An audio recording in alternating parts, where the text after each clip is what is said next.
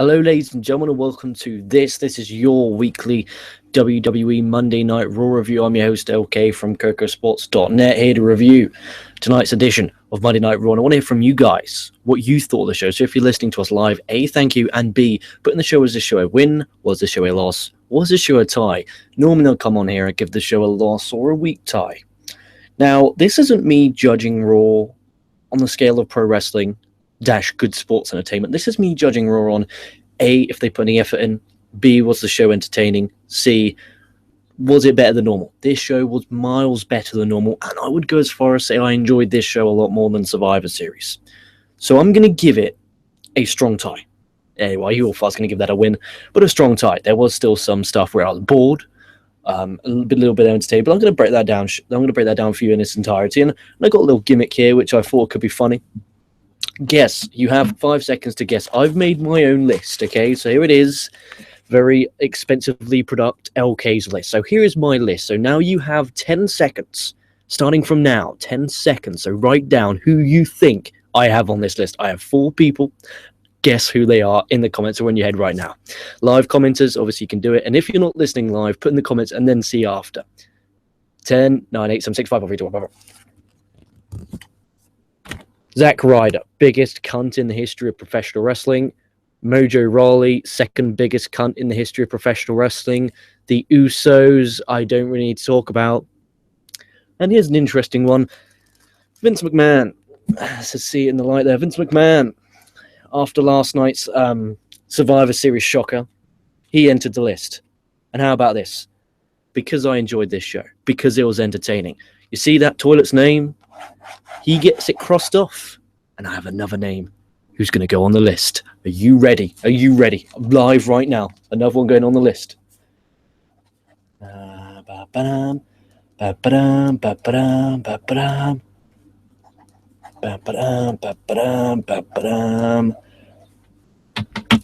Here we go. Zack Ryder's parents. They are on the list for creating that filth known as a human being. So welcome, ladies. That was just a bit of fun. Welcome to our weekly WWE Monday Night Raw review for the 21st of November 2016. Hope you had a great day. Hope you enjoyed Monday Night Raw. I have to quickly find my notes now as I'm a fucking imbecilic Nimrod who has to find notes because I'm 95 years old and take notes like a 95-year-old man. That's Lucha Elite. I covered too much pro wrestling, and we are here. We are live for Toronto, Ontario, Canada. Let's get straight into it. Let's dissect it, then we can get to some live comments and have some more fun. The show started off with Goldberg. He comes out to a thunderous ovation. Goldberg thanks the fans. He says he came here and he did what he had to do. He conquered Brock and said good things must come to an end. The crowd chant no. People are thinking, okay, this is going to be the retirement of Goldberg. Goldberg said Stephanie in the back asked him if he has one last title run left in him. He says, bet your ass I do. Goldberg says, everyone at the Royal Rumble, you're next. Throws the mic down. Goldberg officially entering the 2017 Royal Rumble match. And I was thinking to myself about how bad he was at promos back in his previous runs in WCW and WWE in 2003, 2004. Why is it that he was so bad then, but he's so better now? Or is it this, that back then people were so much better that the standard was this high, and because he was only here, you thought he sucked, whereas now the standards are here, and he's here, so you're thinking, holy fuck, he's fucking amazing. It's not the fact he's good, it's the fact everyone else sucks. Now, me saying everyone, that's not true. Some people suck. You know, Owens is good promo, Rollins is good promo from time to time, Jericho's good promo. There is still some good promos out there, but for the majority of the part, they're not. And that sucks, but what can you do about it? And then we go straight to a match. And by the way, this show, in case you didn't wondering, I'm giving a strong tie if you've just joined us live. We have the Raw Tag Team titles online. We have New Day defending their Tag Team Championships against Cesaro and Sheamus. As I'm just sending my link, literally, ladies and gentlemen, quickly pause it right here. I'm about to send Mr. Boom Boom's the link. Boom Boom will be joining us live right here on the air. Bum-ba-da-bum. Joining. I know this is very unprofessional now. Bum-ba-da-bum. I know this is unprofessional. Normally, I'd kill myself for this, but sending link. All over me, guys. I literally, pen has just exploded all on me. This is Vince's fault. Vince might go back on the list, ladies and gentlemen, for making me have that. actually it was Zack Ryder's parents' fault. Fuck Zack Ryder. We're just sending a message to Booms, giving him the link so that he can join the show. I do apologize, everyone listening post-show. You're probably thinking, what the fuck am I doing? I'm literally uploading my Facebook right now so I can send him the link. Let me quickly get this the geezer. Unbelievable. Only an Englishman would say that. Here we go. Copy, paste, bomb. Get my ass out of there. Sent. Here we are. So we'll wait for Booms to come in and we'll review Monday Night Raw. So we have Monday Night Raw here. We have the Raw tag titles online. New Day defending against Cesaro, Sheamus. New Day come out. They cut. I'll get this pen out, man. I'm fucking leaking. They cut a promo about how they're just 24 days away until they beat Demolition's record. As Cesaro and Sheamus, they are the reason why they're having their tag team title matches because they won. They were the sole survivors for Team Raw at Survivor Series. So I like that continuity. Booms, how are you? You old toilet. Yeah, what's up? What's up, gangsters? Sorry, I'm a little late here. I had to collect myself before I could go on air. And by collect myself, I mean go to the restroom, get a glass of water, shake off the sleep I was fighting, and so don't ever question my loyalty ever again. I'm here. Or were you masturbating? Well, your mom sent me some new pictures, and I'm sorry, did I say that out loud? Fuck. We're a PG show, you fucking bastard. Checking. What did you give the show? I gave the show a strong tie. What did you give it? I just gave it a tie. It was enough to just enough to kind of keep me engaged. Better than normal, and it looked like there was actual legitimate effort put into the show. Yeah. But here's where I think they dropped the ball. If correct me if I'm wrong, but Team SmackDown won the 5-on-5 Survivor Series, the men's match, right? Yeah.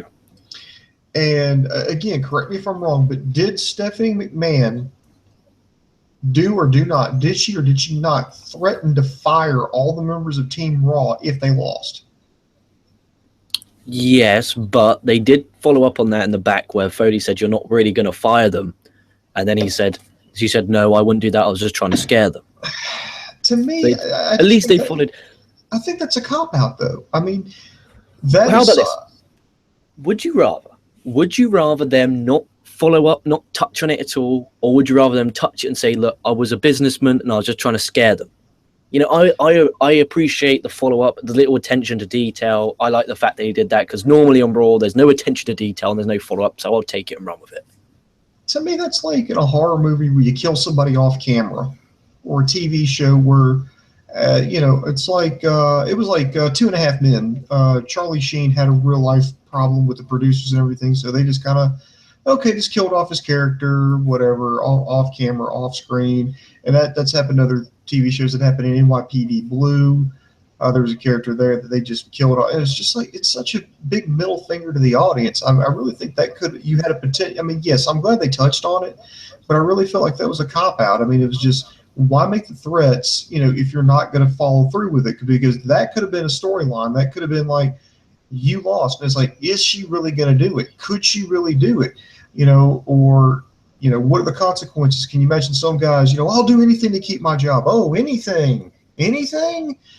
Yeah, anything. And what would that anything be? Or, okay, we dare you to fire us. We'll just go to SmackDown. We can get on the phone with Daniel Bryan. I've got his number in my cell phone right now. Do you really want to give that up? Or, there's just so many different ways they could have taken it, but they just took the cop out. They just went with, well, no, I wasn't really serious. Then why the fuck did you make it? Plus she's a bad guy. And she can get away with it too, because bad guys do bad things. Yeah, but with that being said, I'm literally not going to dive into it too much. I'm just going to take it as it is, and I'm just happy they did some fucking follow-up. That's good enough for me, because the past few weeks of Raw have been fucking embarrassing, just like Survivor Series. So we have the tag title match. Really good match. Biggie gets the hot tag. He comes in, he clears house. Cesaro had this awesome spot where Kofi did a crossbody off the top. Cesaro caught him in midair, hit a tilt-the-world backbreaker. Kofi got a good near fall for the SOS. Cesaro then counters the Trouble in Paradise into the swing, and it was a fucking long one. He then applies the sharpshooter. Kofi taps, but Xavier Woods has the referee distracted. Kofi rolls him up to get the win because he was sponsored by the WWE Women's Division. Woods preventing Sheamus getting in. Rematch down the line, them being heels, doing anything they can to keep their titles, heading into to beating Demolition's record, which is in about 3 weeks' time. or 4 weeks if you actually And you know consider what? PG. And let me touch on that for a second. They're going to beat it. And you know how I know they're going to beat it? 2 reasons. One, they're already making it into a storyline because they just said they had just a little over 3 weeks. I think it was like 23 days, I believe, is what they said they had to have. Yeah. So if it's me writing this story, me booking this, here's what I do. I make New Day defend those tag team titles every week.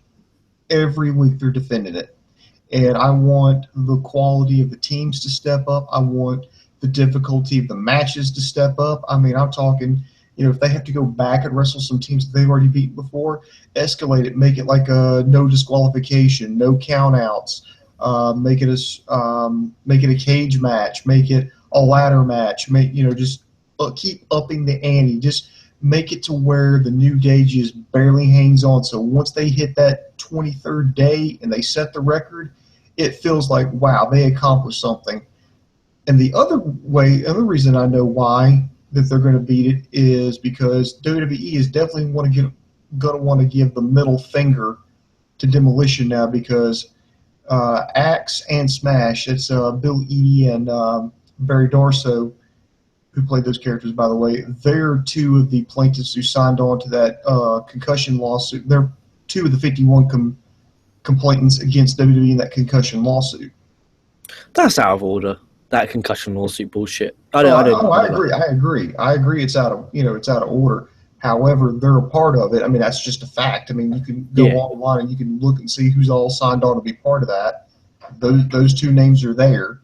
And I think, what better way it's not much in the grand scheme of things, but what better way for WWE to kind of, give them the middle finger by having someone beat their championship record and make money off of it and make a decent storyline out of it.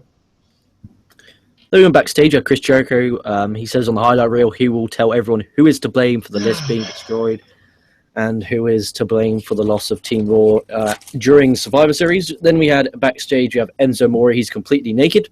Yes, I said that on a PG program. His penis is blurred. He's looked out of his locker room. Oh, you could tell from the blurring he was wearing some kind of like yellow thong or something. So he was wearing actually naked. I mean, come on. Booms, you're coming on here and you're ruining moments. Booms, dude, what? I believed he was naked, all right? You ruined it. It's still real to me, damn it. You ruined my moment. And it is currently 11:31 p.m. Eastern Standard Time. I've been up since 4 a.m., so you, sir, can go eat a bag of dicks if you don't like my attitude at this point. It's 4:32 a.m. UK time, and I've been up since 11 a.m. So we're about even. We're about even. I'm just chirpy because I've got a lovely beverage in my hand.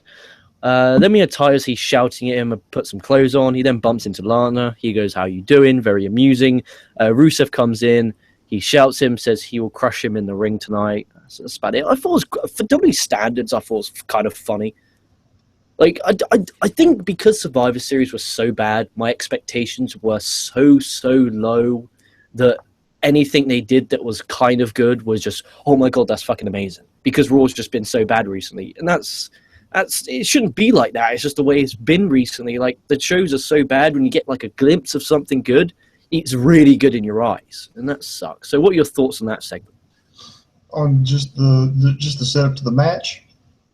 Yeah, the segment with Enzo and Cass and which is the setup. I thought it was, it was okay. I think that that actually happened to something like that actually happened to a friend of mine in college. We lived in a house and we had like a community bathroom. So while he was in there showering, I had nothing to do with this, by the way. But he was in there showering, and soon as he was in there showering, somebody went into the bathroom, stuck in there, stole the clothes he was going to change into, stole the towel he was going to dry off with, went into his room and locked the door. So when he came out, it's like, okay, he had no towel, and then he looked around, he had no clothes, and he's like, okay, I'm just hurried. He's like, okay, I'm gonna hurry and go to my room. Door was locked, and sure enough, there's people coming in and out, and they're just like, what the fuck? And finally he was like, okay, here's the show. Bam. Damn. Jeez, it all happened in college. Yeah, so there you go. It's good God, it's a little amateurish, but I guess it's worth a chuckle. Yeah, at least they tried. It looks like they actually put some effort in. And then we had the GM office, because it wouldn't be an episode of Monday Night Raw if we weren't in the general manager's office. Stephanie and Foley. It's like they I don't know what they focus on more, the wrestling ring or their office.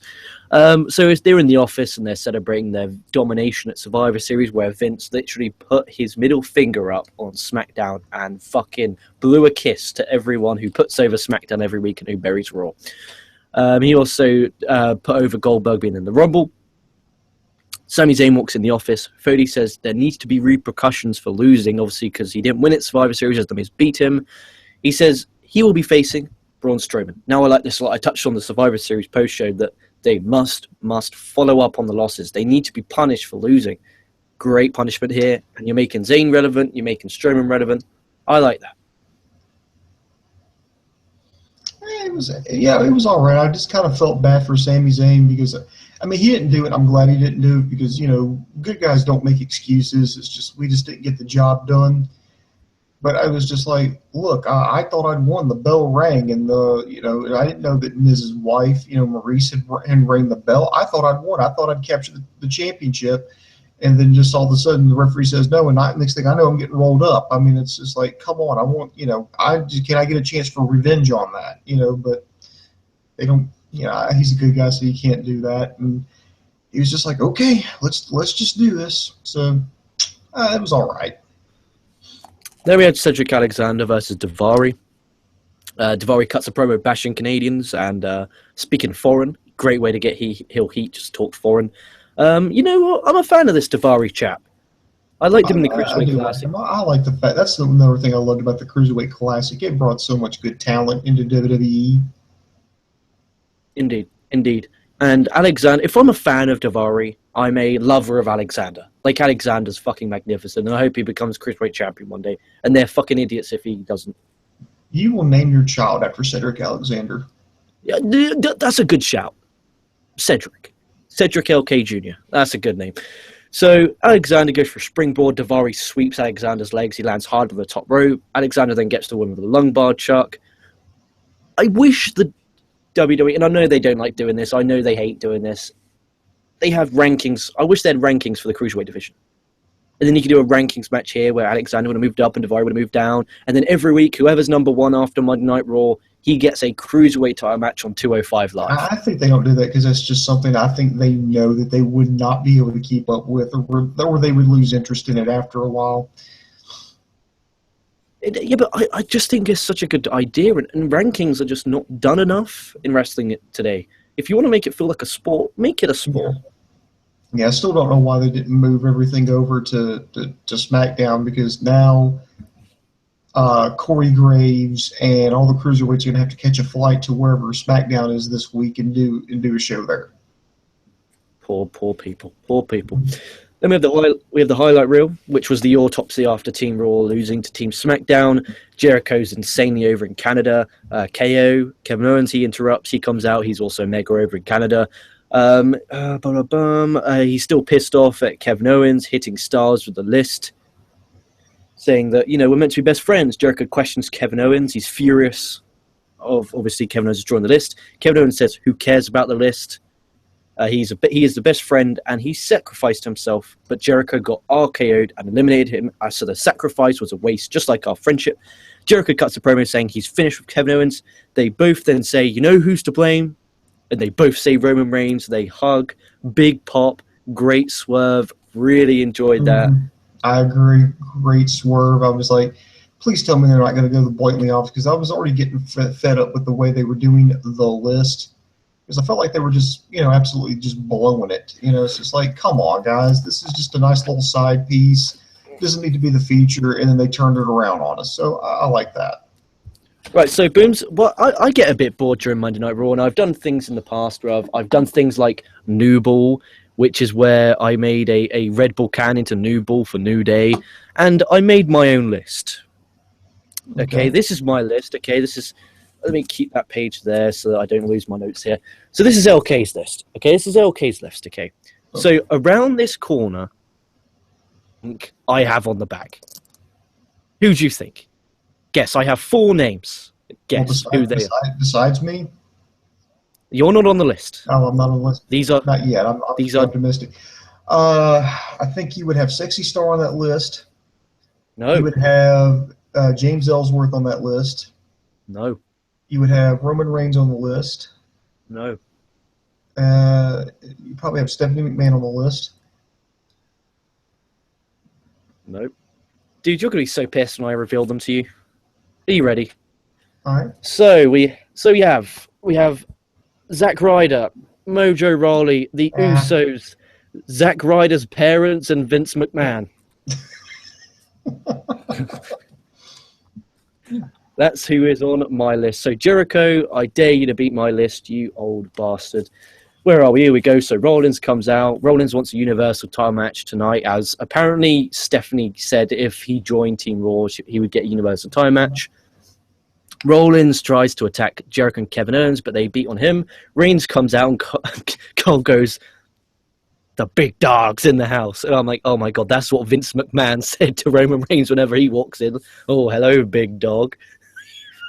Jesus. Reigns makes the save. Foley comes out. Foley cuts a promo saying Rollins, he does get his title match tonight in a no disqualification, with Reigns and Jericho both banned from ringside. Thoughts? I love this. What are your thoughts? Yeah, I liked it. I liked how they set it up, and I love the crowd's reaction. It was perfect. I agree. Best segment of the night. Then we have Rusev versus Enzo. Reason for this match, and then I just felt bad for Rusev because Enzo was wandering naked through a hallway. That's how the match happened. No, he ran into Rusev's wife, and then he walks in with Enzo with his cock out and his wife there. That's fair, and that's enough. That's enough for me. Enzo cuts a promo on Lana saying if she wants to see him naked, she can just hack his phone like all Russians do. Very racist joke, very naughty. Matches a squash. Rusev accolade right in front of Big Cass. Enzo taps. Rusev gets the fuck out of there as Big Cass runs in. Rusev versus Cass, not amazing, not bad. Let's just see how this goes heading into Rumble. And I know it's the go home show pay-per-view, the roadblock for the Rumble, where they don't really want to do much. So just a Rusev versus Big Cass, that's enough for me, and I hope it's a good feud. It gives Rusev something to do. It gives Big Cass something to do. Enzo can then talk, be the mouthpiece, which is what we all want. That's good enough for me. Mm-hmm. It works. Then we had Golden Truth versus the Club in a winner gets tag title match next week. Again, another match, though, with a purpose. About to say, did anybody not see this coming? It's not that. It's the fact that there's another match with a purpose and a reason to care. Can I just say this, that I have been completely underwhelmed with the Club since they debuted in WWE? Yeah, but when they're presented like a piece of shit, it's quite hard sometimes when they lose every fucking time they get a title shot. You just think of them as jokes now. Yeah. Not their fault. Yeah, it's like, well, the wolf isn't so big and bad if he can't get the little pigs. Exactly. What do you have next? Yeah, they get the win very quickly. Well, actually, I scrapped that. My notes say the match went longer than expected, and the Club did get the win, so we're going to get the Club versus New Day next week, which, again, at least they're promoting something next week in 2 title matches, which is good enough, I guess. But, they could have given them someone else but Golden Truth. Like, who thought Golden Truth would win? Jeez. Then we had the battering of a man. We had Braun Strowman kill Sami Zayn, and his Sami Zayn selling was so fucking on par. Really top draw setting there from Sami Zayn, to the point where Mick Foley comes out, he stops the match, and with an amazing tone in his voice, with pure sympathy, just goes, "That's enough. That's enough." Zayn, buddy, there's a place where there's a show happening every Tuesday night called SmackDown Live. You will not get treated like a piece of shit over there. Pack your bags. Cesaro, your old buddy, your old chum, you pack your bags.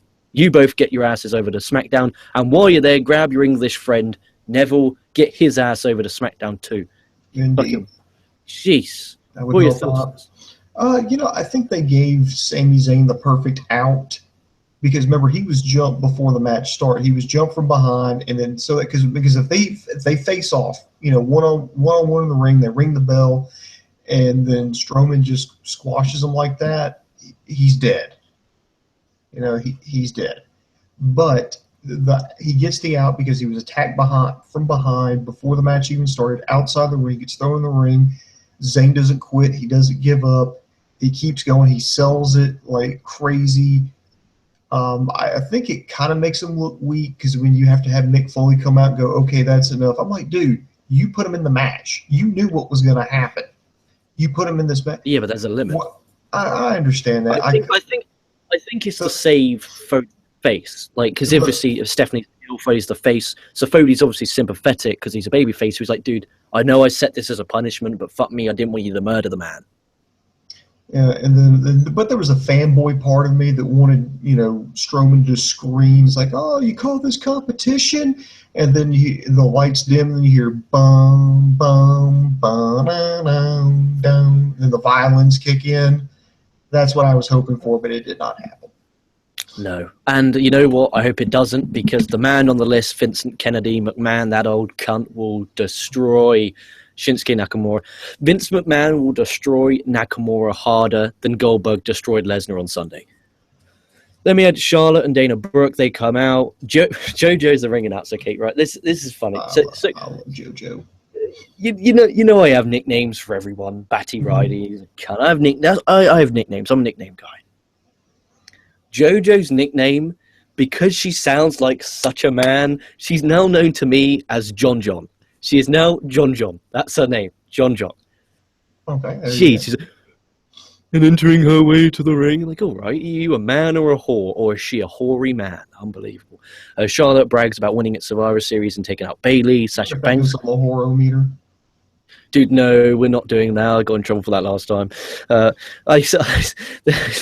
Because sometimes my girlfriend watches a bit of the show, and then they said, "Why did they make a horometer for you?" I was like, "You don't want to know." No, you don't. Unless you never know. Sasha Banks comes out. She says she's owed a rematch. She wants it right now. Charlotte accepts, but not tonight. Next week, because they want it in Charlotte's hometown.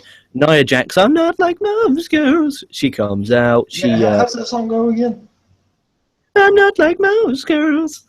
That's her song. I don't know any other of the lyrics. I know what you want. You want Nia Jax to wrestle Mickie James so that way you can sing both their intro musics. Hardcore country. She's not like most girls. You'll lose your shit. Oh, that would be amazing. I was upset she came out to a shitty old music on Saturday. Poor. I fast forward that shit the minute I didn't hear hardcore country. Unbelievable. Anyone who didn't listen to the NXT TakeOver preview show is now scratching their head and thinking, what the fuck am I listening to? Jack says Banks sucked last night, calls her overrated purple-haired baby doll. She could have just called her a whore and then I'd have given her a high five. Banks says when she gets her title back, she'll show you who's overrated, sorry. Banks attacks Dana Brooke. Jax attacks Banks 2-on-1. Bayley comes out to make the save, but Jax gets rid of both of them.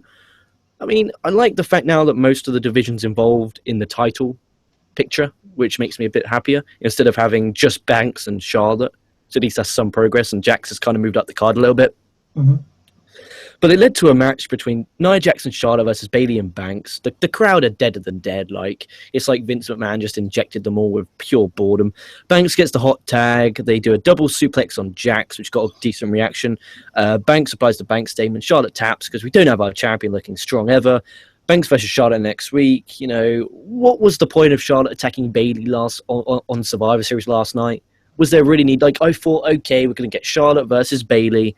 That's what I thought too, because I was like, okay, that Charlotte's trying to show up Bayley, so there's only room for one star, and that's me. You don't take the spotlight from me. I'm the queen of WWE. I mean, I think that's what they were going for, but as far as execution, Yeah, that's what they do, isn't it? Then we have a number one contendership for the Cruiserweight title, where the winner gets the title match at the debuting 205 Live next Tuesday. You had Rich Swann versus Noam Dar versus TJ Perkins. Another match where there's something on the fucking line and a reason to care. That makes me happy. Kendrick's on commentary. I like how when all the wrestlers come out, they look at him and point at him, like signaling, I'm going to win and fuck you up. Dar applies the ankle lock. Swan hits a nice spin kick to Dar's head. Yes. North, south, east, and west. Everybody know my name. If your daddy's gone, but your mama's home, you can take this. We ain't got no shame. Sorry. Yeah, so, Hardcore country. We'll so do a you know, re- we'll, I so, like Rich Swan. There you go. I said it. I like Rich Swan. someone can edit a remix where they can put Nia Jax, Rich Swan, and Mickey James hardcore country version, mix it together, and then they can send it to us, and we could go live on air. There you go. TJ Parkins then applies the knee bar. Dar breaks that up. TJ knee bar. Swan hits a rolling thunder to break that up. Lots of submission holds. That was cool, by the way. Yeah, lots of submission holds and then get broken up. Swan gets the win with a really nice spin kick. You know, it makes sense. Swan's beaten Kendrick a few times in the past, and you know he came. That and it's just somebody fresh. Yeah, it's someone different, and he was from NXT, so people who have the network know who Rich Swan is. 2 stars, good enough. And then we have our main event. Do you have any more thoughts on the Cruiserweight match before I move on? No, I just enjoyed it. I enjoyed it. I think the Cruiserweight is one of the few things that WWE is doing right at this moment. But the only thing is I wish that they would present it a little bit more like they did for the Cruiserweight Classic. They would also let the matches go a little bit longer, let them open up their playbook a little bit. But I enjoy that, and in fact, I love the fact that they had 2 cruiserweight matches tonight. That's something I wish they would keep up, and I'm just glad they let somebody new because fresh faces of the title scene is what you need. Agreed. And then we had a new disqualification match for the Universal title. We have Kevin Owens defending against Seth Rollins. Lots of spots in this one. So you had a DDT on a chair from Owens. Owens then hit a belly to back for a table during the commercial break. Owens hits a cannonball into the chair. Rollins hits a back body drop onto 2 set-up chairs. Rollins with a powerbomb through the table. They brawl through the crowd.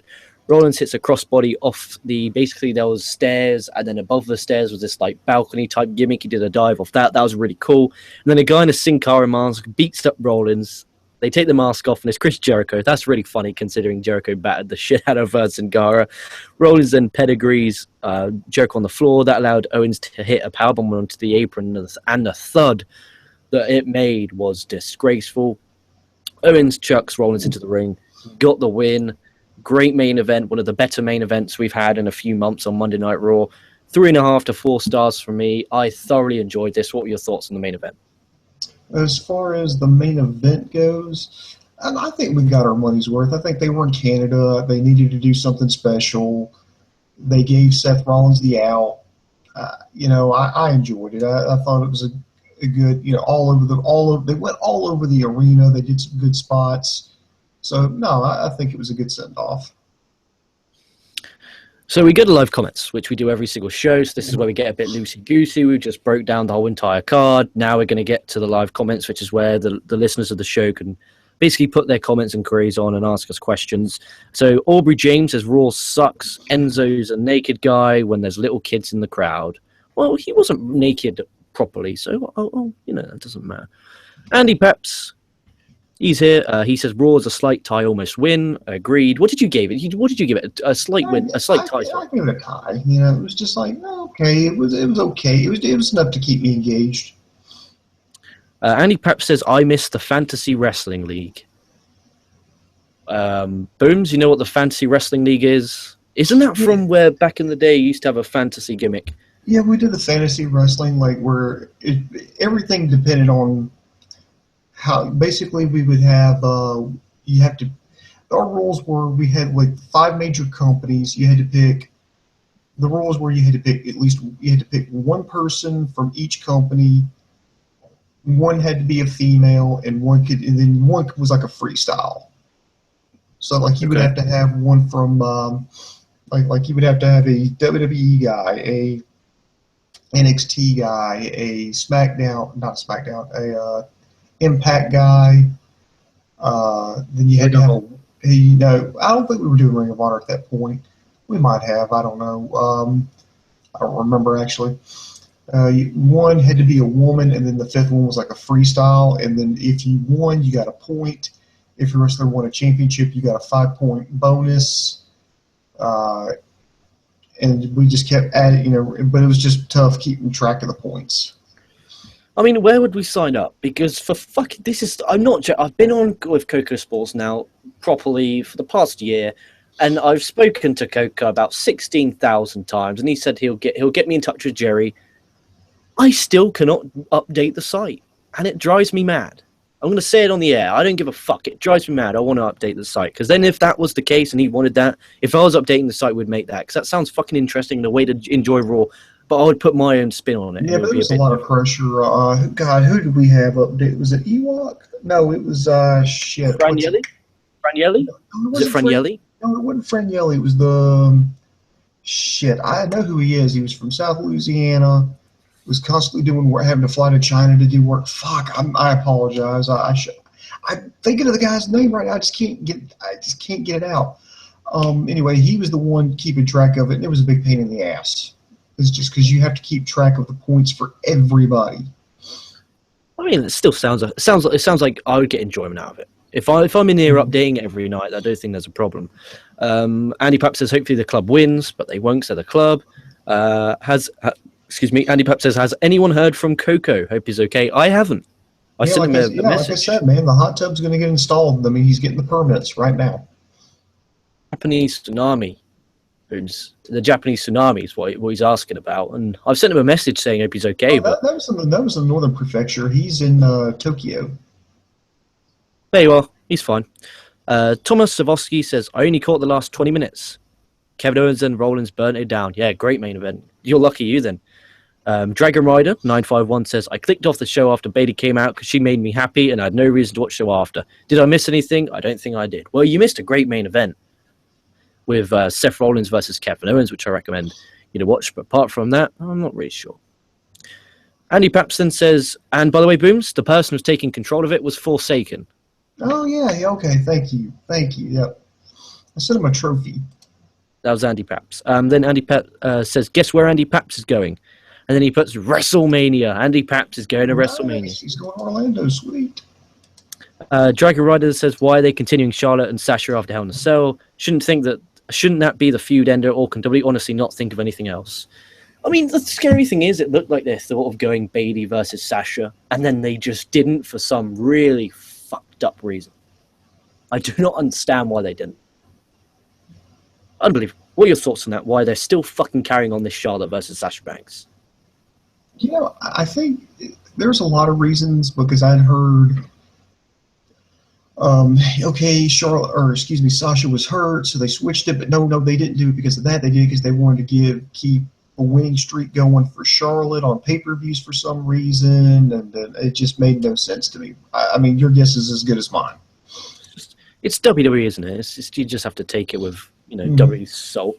And then last comment of the night is Dragon Rider 951 says, nice to know I'm not the only one who sings Rich Swan's theme music, Mr. Booms. That was from Dragon Rider 951. Nice. It's addictive, man. It's on my playlist, actually. That and Cedric Alexander's music. Yeah, me too. I have a list on my phone I have Cedric Alexander's. I have Seth Rollins, because at the gym, that's very helpful at the gym. I think that's a good gym music tune. And the Royal Rumble 2017 promo song. I hate rap. I hate it and despise it, but it was kind of a good song. So everyone, here's your homework. By tomorrow's SmackDown Live review, I want you to check out the Royal Rumble 2017 promo song and tell me what you think of it. And if you hate it, don't blame me. Actually, if you hate it, I'm going to put you on the list, but that's a different story for a different time. But I just want to thank you for joining me right here on the Raw Review. Sorry it's so late. Oh, hopefully everyone enjoyed this show. Yeah, Andy Paps is asking, is there any indie feds he should check out? Just check out Flow Slam. Just get the Flow Slam app. You get Evolve, you get Shine, you get House of Hardcore now, you get PWX, you get Beyond Wrestling, all live, on demand. Dragon Gate USA is on there as well. It's a win-win. I've got Flow Slam. I'm looking forward to December. House of Hardcore shows on there with a cage match with Tommy Dreamer and Broker Matt Hardy, which I'm looking forward to. There's lots I'm looking forward to. So just check out Flow Slam, and I recommend it. I really do. I reckon that will be the future of independent pro wrestling.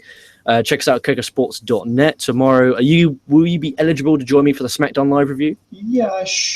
What's tomorrow? Yeah, I should. I should be fine. Awesome. So this year will be back on Tuesday with your SmackDown Live review as always.